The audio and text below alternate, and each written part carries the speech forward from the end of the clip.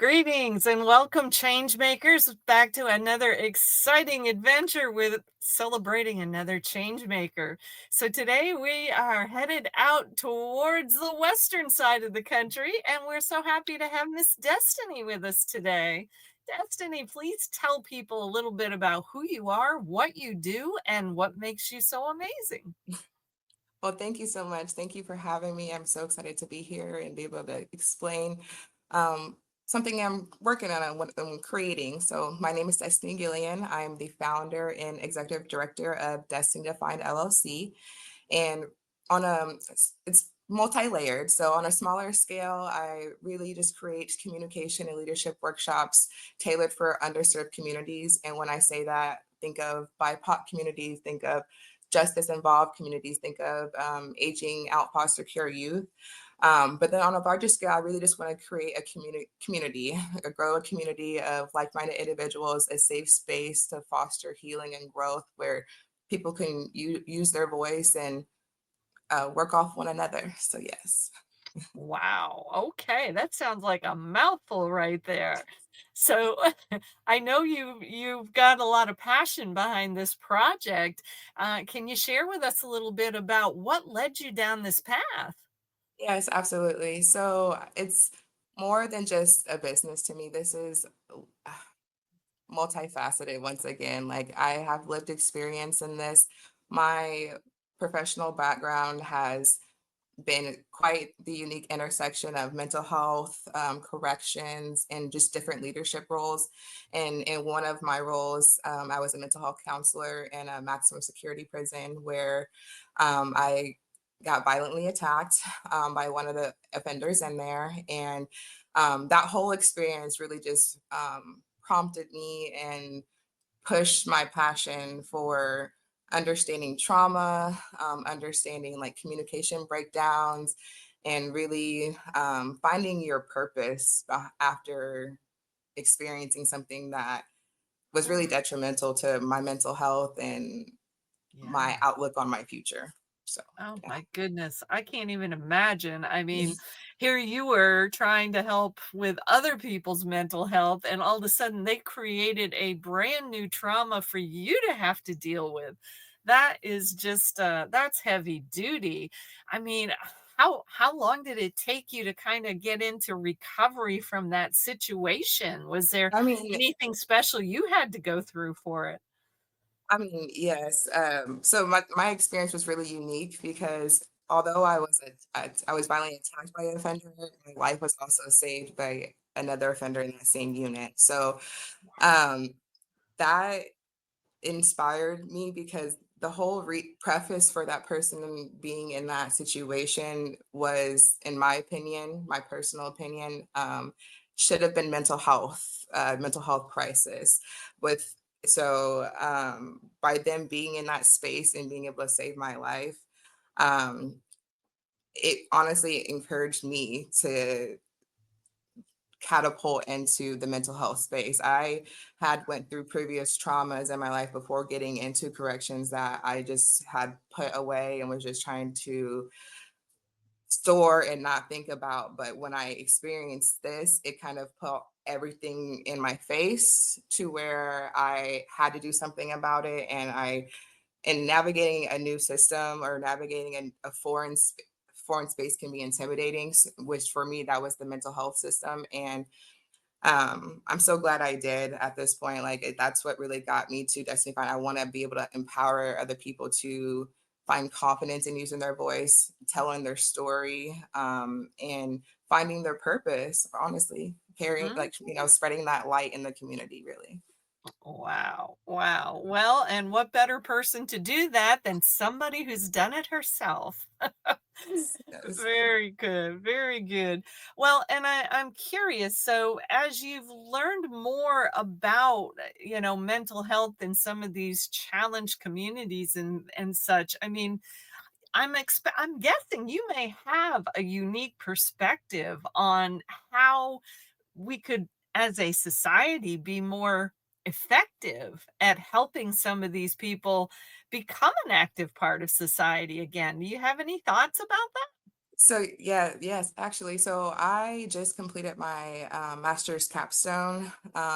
So in that project or in that capstone, I actually did a pilot project, and I partnered with a nonprofit in Topeka where they were able to provide me with a audience space of individuals that were either just as impacted, persons of color, or like new moms navigating this space and this life. And so within that project, I was really able to show when they have access to communication and development opportunities, how um, empowered they feel and how they're really able to redefine their own stories, which is where the Destiny Define Mm, kind of came from. But they were able to redefine their stories in a way that was giving them a purpose and finding them, or like really fostering their growth and their healing. But I was also within that same research, I was able to find that within these underserved populations, such as BIPOC, justice involved, aging out foster care youth, especially when they don't have access to these type of opportunities, ultimately they're going to have more contacts with law enforcement. There could possibly be breakdowns in communications in crisis situations, and possibly fewer job opportunities, and ultimately just leading to really being in a life of survival mode, I like to say. And mhm. I really want to be able to help people get to that part of life where they're thriving and they can start envisioning themselves thriving and healing and growing, and then spread that in the community as well too. Mm, yeah, I love that vision. It makes a lot of sense to me. And I'm curious because I've worked in a lot of these communities and with some of these same types of folks, and I'm just curious. Are you finding that many of them have interest in learning how to do entrepreneurial type endeavors? Absolutely. And a lot of the times when I am having these contacts with these people, they want to find ways to be able to give back to the community. Honestly, Yes. it's really inspiring because the fact that they went through something so traumatic and so just life altering, and then having to navigate re-entering society, which could be scary, or for like I said, other underserved populations, just navigating any system that they haven't navigated before can be scary and can be intimidating. So by being able to really pour into that, and see that when you pour into that, they just want to continue to spread that light, and it's contagious and it just keeps growing. So I love Yeah. what I'm Yes. able to see from this. Well, and I hope you're able to support and promote some of those things too, because one of my stories that still brings tears to my eyes some days is I was teaching in a prison, and I was teaching about basic entrepreneurial skills. And I'll never forget this one gentleman who just broke down and started crying in my class. And I was like, "Oh, what did I do? What did I say? I'm sorry." And he's like, "Oh, no, it's not you." He said, "The thing is that I just realized that if you had been in my high school teaching me what you're teaching me now, I probably wouldn't be sitting here." Yeah. I Yeah. think that is such a key for so many of the younger folks, especially that I've worked with, because the schools don't teach them how to Mhm. be legal entrepreneurs, and they Yes. end up learning from the wrong people. Yeah, it really, it's because it's like they're a lot of times it's what they're seeing. And so if they're not having the representation of something different, then like what else would they know? They're surviving with what they know ultimately. So by being able to help people redirect that narrative that they may have experienced or have to have lived through, and really shape it into a powerful purpose that they Mhm. can really use for themselves, or ultimately be an entrepreneur in their own way, however it looks for them. Yep. That's if you couldn't ask for anything better. Uh, y Ultimately. you can't, and there is some science out there that says that the human brain is happiest when it's in a creation process. Well, what Absolutely. better creation process can you have than creating something to create your own income? That just Mhm. makes sense to me. Absolutely, and then even for the mental aspect of it too, a lot of times when you're having mental health symptoms, like for me, I know I'm ADHD, I have anxiety, so I have to have high stimulation to keep my brain from doing like playing its tricks on me kind of thing. I have that about me. So if other people don't know certain things about them and know how their, brain operates, and if that's something like keeping their brain stimulated or whatever the case may be, that it helps you not get into the negative parts of mental illness, and Yeah. yeah. Yep. I get it. And I love what you were saying about how so many of them immediately want to find a way to give back. That's Mhm. one of the reasons we started creating what we call social impact businesses, because and actually believe it or not, it was middle schoolers who taught us that, because we had a young entrepreneur program for middle schoolers, and most of the kids that were in the program were living in a homeless shelter with a parent that was struggling with addiction. Oh And man. as part of their and they did a flea market and a car wash and a lemonade stand. That was Mhm. all part of their program. And do you know that those middle schoolers insisted on having a table with free clothes and free food and all that kind of Oh, stuff? I was yes. so blown away.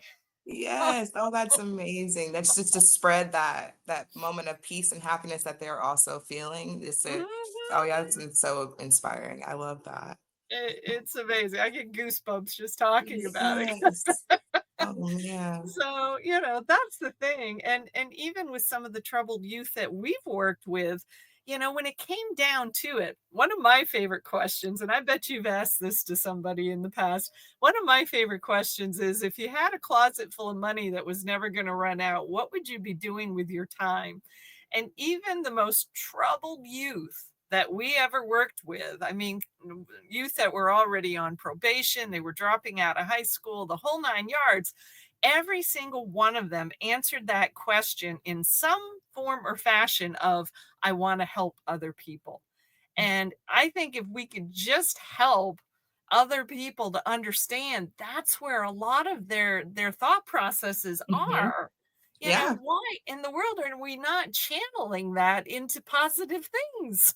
absolutely. Absolutely. I've seen it myself, especially working within the women's correctional facility out in Topeka, seeing how a lot of those women get out and they're able to continue to be moms and thrive in this life even after experiencing what they've, experienced, is just because of the fact that they've been able to, pour that confidence into themselves. But how do we show that this growing and healing is possible? So like being able to provide a platform for them or a space for people to connect and hear this, I just, Mhm. yes, it's Mm, I love going it. to grow. Yes, going to Do grow. you have any stories you can share about somebody that you've been able to help? Um, I know for my pilot project itself, I had one of the previous offenders that was at Topeka Correctional Facility. I've stayed connected with her through social media since my departure from there, and I've seen her be able to get out of that situation after hearing her story, of what she experienced before, prior to even getting to prison, and then still having to serve the time during prison, and her to get out and to be thriving how she is. So I had her come and share that experience, on the during the pilot project, during the workshop, and I. I was speechless. Like I'm so speechless now just thinking about it, because the fact that like to see her come from where I originally met her, which she was such a light there already, Mhm. but to know what she had been through and all the things and what she was still going through, and then to see her now being able to be a leader. She's a Yeah. leader in this space, and being able to elevate her voice to a different audience, to because so many people had questions as far as like how do they, develop their own relationship with their kids, because she has been a mom, even in prison or not. She maintained that relationship, and her son is thriving as well too. So just being able to provide her the opportunity to give back, which is what she always wanted to do, Yeah. um, it was amazing to see, and the community appreciated it as well too. Oh, that's beautiful. I love that. Yes, if you can help people find that spark in themselves and help them to shine it for other people, that is a beautiful thing. No Yes, doubt. yes. Cool. Well, Mhm. I'm curious, do you have any big visions for the future? Where do you want Destiny Defined to be able to go? So really, I want to be able to just support the work that's already being done out here. I know other places, other organizations are doing great work with underserved populations, and I've listed, those ones that I have my own personal lived experience, working with before. But how do we support one another's work? How do we come together? So whether that be schools, whether that be alternative schools, whether that be juvenile facilities, whether that be, prisons or jails, whether that be going out to like community centers and having community-based workshops for people who may be interested to sign up. I'm really just wanting to partner and support the work that's already being done, and really just start, uplifting the community. Wow, awesome. Very good. Well, and I know you've already been kind of developing some relationships with other Yes. people in your area to be able to do some things together. And, I can't stress that enough. We're in a time where, I believe it's actually an African proverb, but they say if you want to go fast, go alone. If you want to go far, go Yes. together. Yeah, And that needs to be heard more and more because we all need to be going further down the path together. So absolutely. I certainly expect that you will find lots of amazing ways to be able to do that.